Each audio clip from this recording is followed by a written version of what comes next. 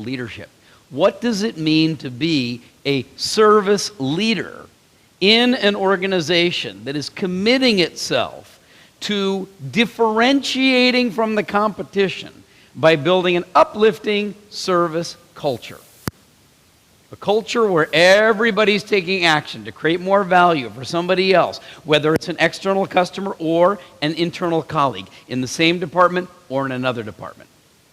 That roof, the place that I put leadership at the top, I put it there because if there is a leak, if you have a great foundation and you put all the building blocks in place and you create a solid culture, but the roof leaks, what happens to the house? It rots, it damages, it eventually collapses and falls down. So let's take a look at this issue of service leadership. Your role, your job. The 7 rules of service leadership. Now, leadership can be expressed at any level. You don't have to be somebody who's the managing director or the CEO or the executive vice president in order to take the lead in service. Why do I say that? Well, certainly people who are in that position have a lot of ability, a lot of authority, a lot of role, position to be able to lead the organization. But is it also possible for someone who's at the front line to take the lead in responding to a customer situation and say, I'll be your champion for that inside the bank? Is that possible? Absolutely. And they don't need to be the boss. Is it possible for anyone to take the lead in setting the mood for their department for the day? Right? Can't you just deliberately walk in one day and say, good morning, how are you, nice to see you? Now, people may think you're a little strange, but you could actually take the lead. You don't need to be the leader in order to take the lead in service. Very, very important point. Now, the 7 rules of service leadership are specific behaviors that I've noticed great leaders of service organizations consistently do. And here's what the 7 are. Let's take a look at them, and then you'll have a chance to discuss at your table. So number 1, declaration is what makes new things possible. In the United States, it was called the Declaration of Independence. When somebody says, I now declare you husband and wife, it changes the world. When the judge says guilty or not guilty, it's a declaration. Right? So a leader in an organization like yours needs to be the one who declares service is now a top priority. Well, that's important when you're looking to change the culture of an organization that has been known for sales, or has been known for speed or productivity, or has been known only for product innovation, or operational excellence, or safety. Anytime we go to work with an organization that wants to shift and become differentiated and known for outstanding service culture, then the senior leaders have to make that a clear declaration. Is that a behavior of yours? Would staff say that about you? Let's pause for a moment. Talk to the person across the table. Think and be honest.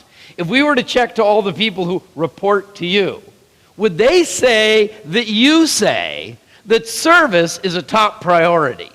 Or would they say, yeah, the boss deals with that, but only if it's a problem, only when a customer has a complaint? Be honest. Ready? Talk to the person across the table. What would your team say about you?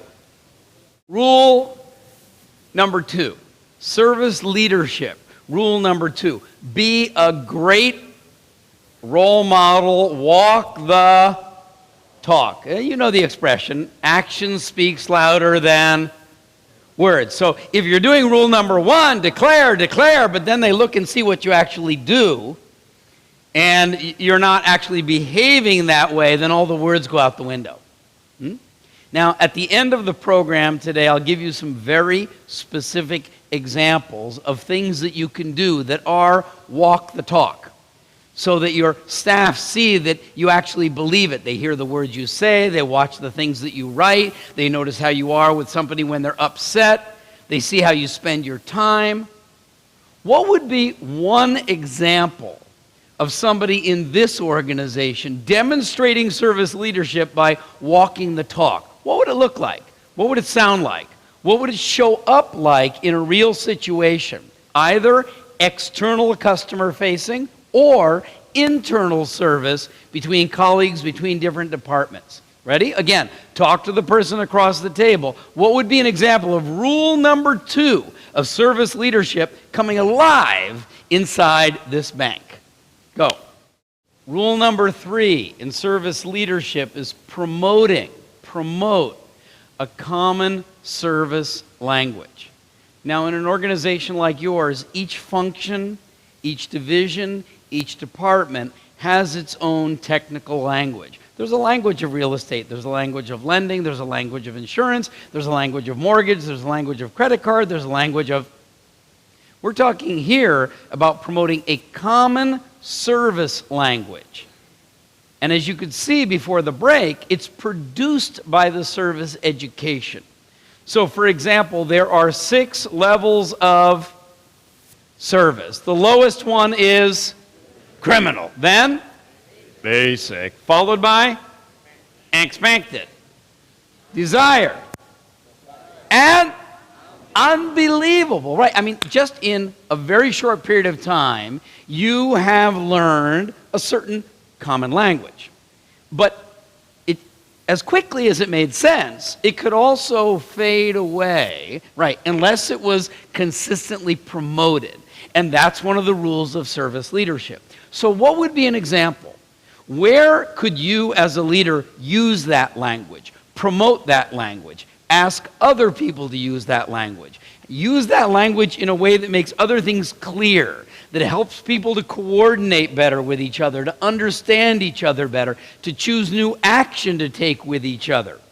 Work with your colleague across the table. As a service leader, where could you actually promote the use of a common service language? Ready? You and your partner.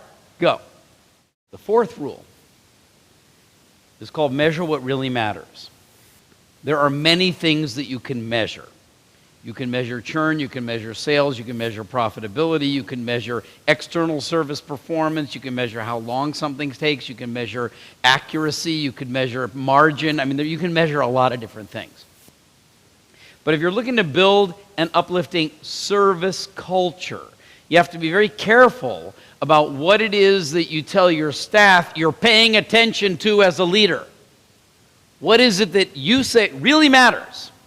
So if you say what really matters is top line revenue and bottom line profit, what message does that send to the staff? What's most important?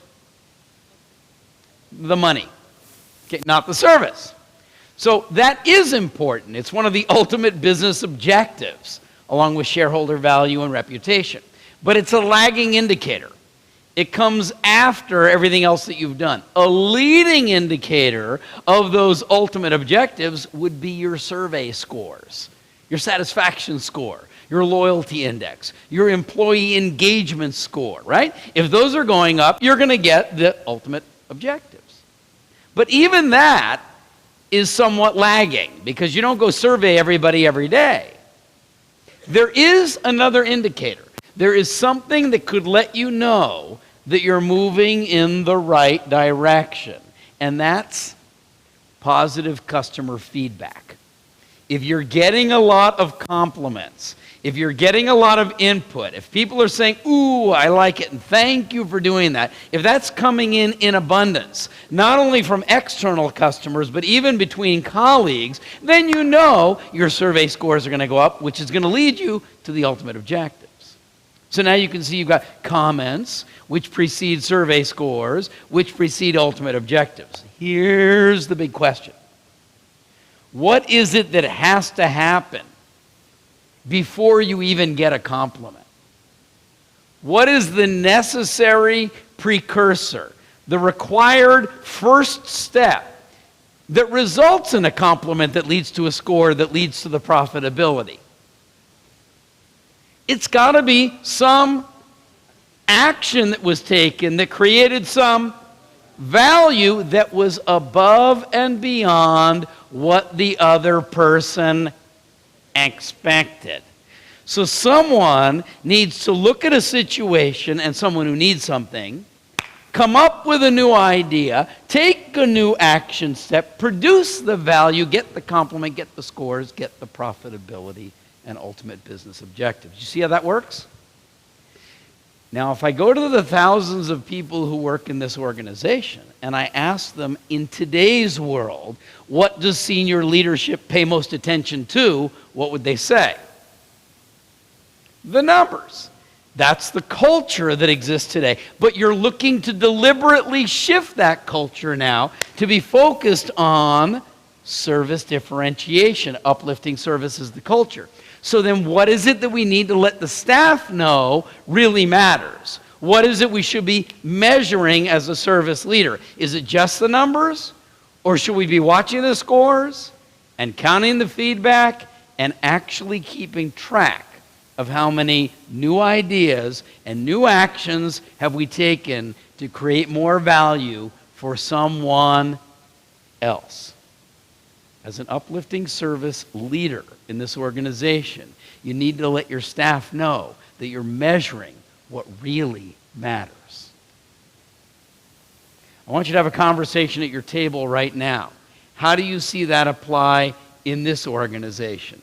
How do you see you could apply that in a way that the staff that work with you say, hey, you know what the boss really cares about? You know what really matters? It's what are we doing today?